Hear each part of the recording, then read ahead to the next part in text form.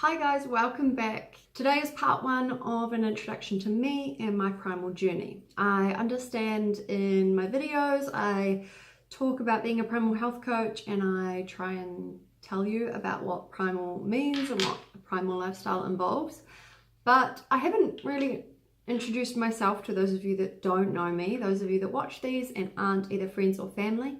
I grew up an active kid, playing as many sports as my school would let me. I was that kid that got the Spirit and Enthusiasm Awards. And this was because, firstly, I've got a pretty good scream on me. And secondly, I love getting other people involved and enthusing others and encouraging others to do well. So into my teen years and my early 20s, this translated into wanting to get other people involved in what I was involved in. So whether it was running a half marathon, joining an indoor netball team, doing a juice fast, doing pole fitness, all of these things I loved to get others involved in. And if you are a friend of mine, I can guarantee I've tried to talk you into doing one of these things with me at some point. Both of my parents are phys ed teachers, so I think that coaching or instructing role comes quite naturally to me. And it was until I discovered Primal Health that I realized what I wanted to coach people in, or what I wanted to help people with.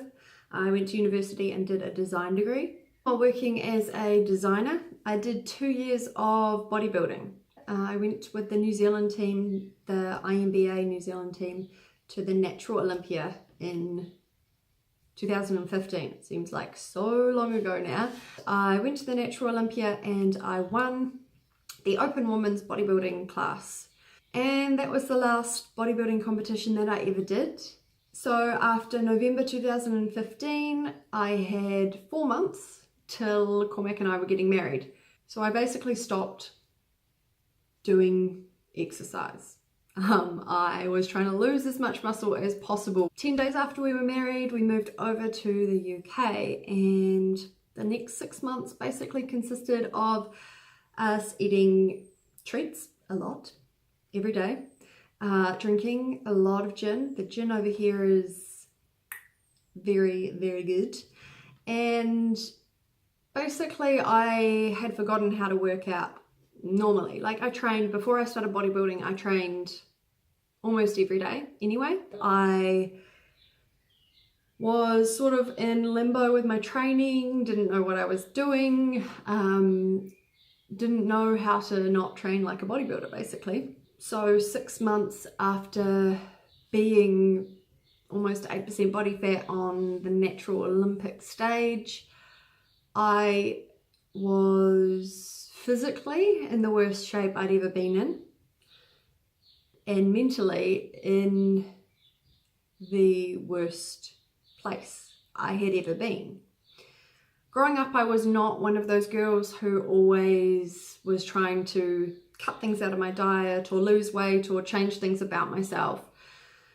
And so I was never a really self-conscious person. I never knew what it was like to hate my body. And doing bodybuilding, without realizing, I had become to expect myself to look a certain way.